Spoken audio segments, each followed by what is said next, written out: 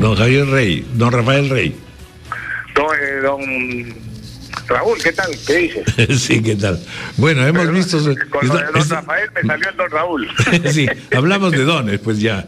De dones y perdones. Bueno, de lo que se trata es de sus declaraciones últimas que me han parecido particularmente interesantes, ¿no es cierto? En realidad, primero, características del Parlamento andino, ya inmediatamente ha surgido todo un debate al respecto, y sobre todo si en efecto esto significa que avancemos un poco más en esas relaciones, en fin, entre los países latinoamericanos, que se están fraccionando en tales o cuales tendencias, ¿no es cierto? Y por otra parte, la pregunta básica. Aquí estamos ante dos hegemonías. Una se llama Brasil y otra se llama Venezuela, o pretendidas hegemonías. Exactamente. ¿A qué cosa tiene que jugar el Perú en ese sentido? Yo creo que el Perú tiene que jugar a la Alianza del Pacífico y a la integración con el mundo entero, sin despreciar la integración latinoamericana, pero por supuesto no bajo la influencia de Venezuela. Pero la influencia, o mejor dicho, la integración, digamos, latinoamericana, sudamericana, que es deseable y yo la quiero, no se va a conseguir o no se puede pretender conseguir a costa del desarrollo del Perú, del desarrollo económico y social del Perú. Tenemos el ejemplo, tú lo acabas de comentar. Brasil es contrario, justamente por esa vocación imperialista que tiene, contrario a los tratados de libre comercio. Venezuela, por supuesto, por razones ideológicas. Bolivia lo mismo. Ecuador igualmente. Argentina lo mismo. Entonces, en el Parlamento sudamericano que pretenden crear, va a haber influencia tremenda de gobiernos que están en una órbita completamente distinta a la que han adoptado exitosamente, además, Perú, Colombia y Chile. Así que yo estoy de acuerdo con que se cierre el Parlamento andino, pero creo que hay que ir más allá y hay que aprovechar la coyuntura.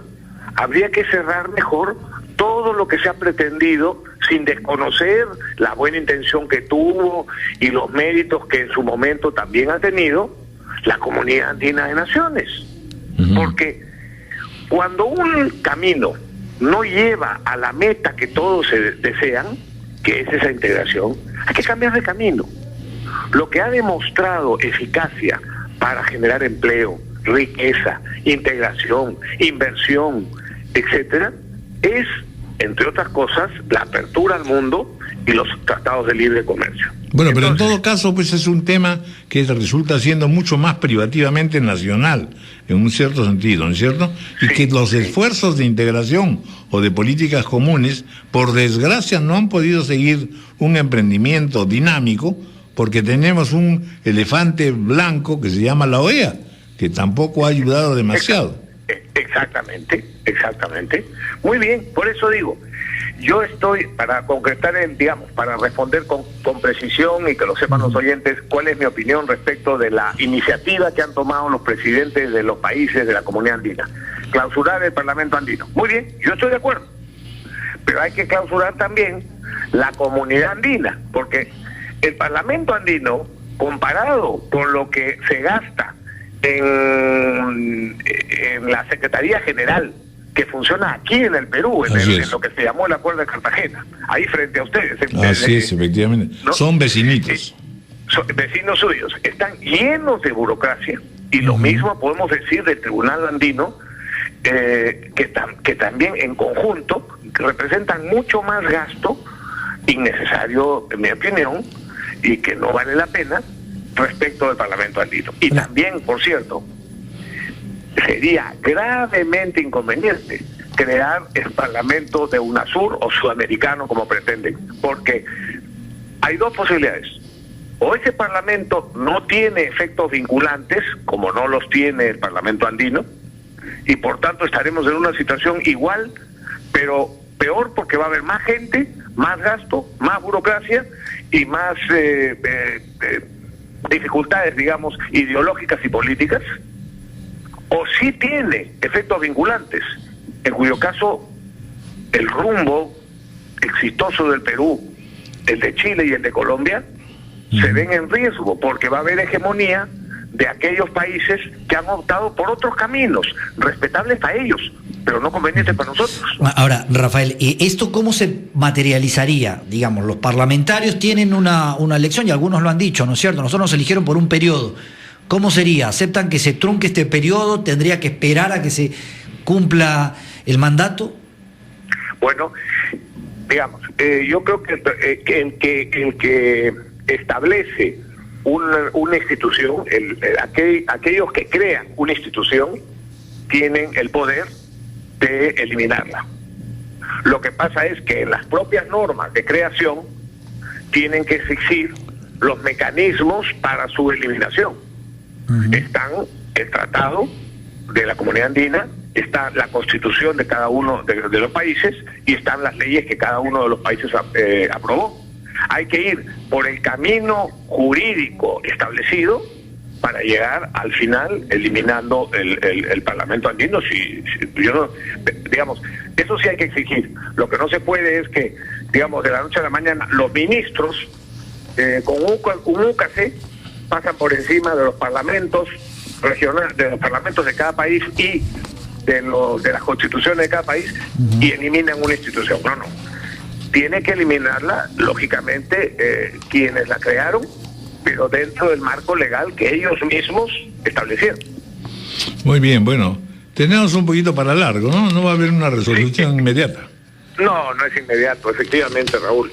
Finalmente yo lo que sí creo que hay que decir una cosa en justicia.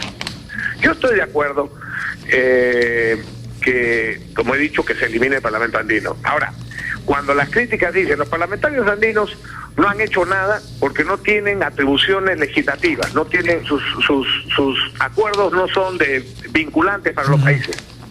Bueno, ¿y quién les otorgó esas atribuciones a los parlamentarios andinos? Se las otorgaron los ministros de Relaciones Exteriores de los países andinos, aquellos que ahora quieren o dicen que hay que eliminarlo. Si ellos le dieron atribuciones que no eran vinculantes, ¿por qué se quejan ahora de que no hayan legislado, que no se haya legislado sin vinculación? Sí, pues. Es evidente, por eso es que yo en su momento me opuse, porque creí que no iba a valer la pena. Claro, dirán algunos, ¿y por qué postuló usted? Por una razón sencilla, que lo ha recordado Lucho González Posada el otro día y se lo agradezco. Porque me convencieron de que, bueno, tratemos de evitar que por ahí se infiltre, y trataban de hacerlo en su momento, y han continuado queriendo hacerlo, la corriente populista y chavista en Sudamérica. ¿Nunca se le ha presentado a usted el expresidente Chávez? ¿En sueños? ¿No ha sentido algo en el hombro? ¿No ha habido una inspiración caricatural? ¿Un pajarito? Un pajarito. Yo lo he conocido, Raúl, personalmente. Acá también hemos tenido el gusto de conocerlo. En las reuniones de UNASUR he conocido a él, he conocido a Maduro y he tenido diversas discusiones con ellos. Ya, bueno, una comparación final, discúlpeme que sea tan indiscreto. ¿Quién le parece mejor, Chávez o Maduro? Muy buena pregunta, Raúl. Pero yo respondería así. A diferencia de Maduro, Chávez lamentablemente era líder. Un mal líder para su país, por supuesto. Sí. Pero era líder. Maduro no es líder. ¿Postularía en Parlamento de UNASUR?